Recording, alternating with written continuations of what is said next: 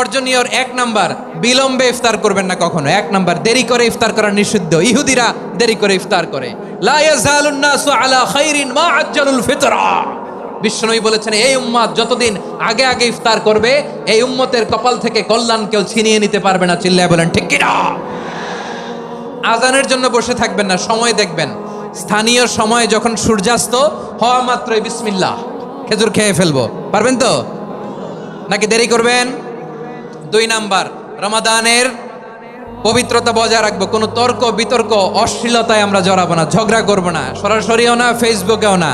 করবেন কেউ গালি দিলে বলবেন ইন্নী ইমরুউন সায়েম, আমি রোজাদার। আল্লাহর হাবিব শিখিয়েছেন, কেউ যদি তোমার গালি দেয়, কটু কথা বলে, অশ্লীল কথা বলে, রমজানে তুমিও বলতে পারবে না। তুমি বলতে পারবা ইন্নী ইমরুউন সায়েম, আমি রোজাদার। আজকে থেকে নিয়ত করেন, রমজানে কেউ গালি দিলে আপনি একটা গালি দিবেন নাকি? কি বলবেন? রোজাদার, রমজানের পবিত্রতা আমি ভঙ্গ করতে পারবো না। অশ্লীল নাটক সিনেমা আমরা দেখব না। যে রমজানে মিথ্যা কথা, মিথ্যা কাজ, মিথ্যা সাক্ষী ছাড়তে পারে নাই, তার না খেয়ে থাকা, উপবাস থাকা দিয়ে আল্লাহর কিছু যায় আসে না। এজন্য মিথ্যার সাথে আমাদের কোনো সম্পর্ক আছে? মিথ্যা বলবো না। 4 নাম্বার, অপচয় করব না। ইন্নাল মুবাযযিরিনা কানু ইখওয়ানা শায়াতিন ওয়া কানা শাইতানু লিরাব্বিহি কাফুরা। অপচয়কারী শয়তানের ভাই। আচ্ছা, যে শয়তানের ভাই ও নিজেও আরেকটা কি? শয়তান। যে শয়তানের ভাই ও নিজেও আরেকটা কি? অপচয় করবো না। ইফতারি করতে যে আমরা অনেকে অপচয় করি, এগুলো করবেন আপনারা না। অপচয় করবো না। 5 নাম্বারে, রিয়া, লোক দেখানো ইবাদত আমরা করবো না। লোক দেখানোর জন্য নামাজ, রোজা, জিকির, তেলাওয়াত, দান, সদকা এগুলো করলে আল্লাহর দরবারে এগুলো কবুল হবে। বিশ্বনবী বলেন, দাজ্জালের ফিতনার চেয়ে একটা বড় ফিতনার ভয় আমি করি, সেটা কি? আর রিয়া, শো অফ মেন্টালিটি, লোক দেখানো মানসিকতা। এটা থেকে আমরা বিরত থাকবো ইনশাআল্লাহ। 6 নাম্বার, অনেক গুরুত্বপূর্ণ, ব্যবসায়ী ভাইয়েরা, ব্যবসা করেন কারা কারা? হাত তুলে দেখান তো আমারে।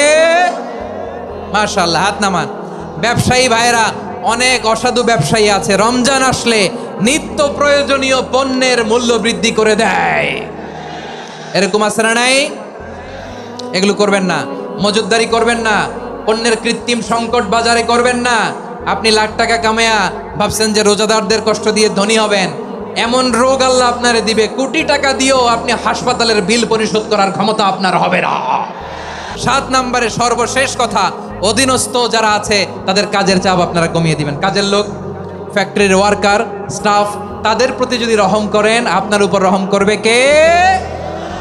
আমার প্রিয় ভাইয়েরা, এই আসন্ন রমাদান এটা এমন এক বরকতের মাস, যে মাসে আমরা নিজেদের নাফসের উপর নিয়ন্ত্রণ প্রতিষ্ঠা করি। সারা বছর নাফস আমাদেরকে নিয়ন্ত্রণ করে, আর রমাদানে আমরা নাফসকে নিয়ন্ত্রণ করি। কথা বুঝতেছেন?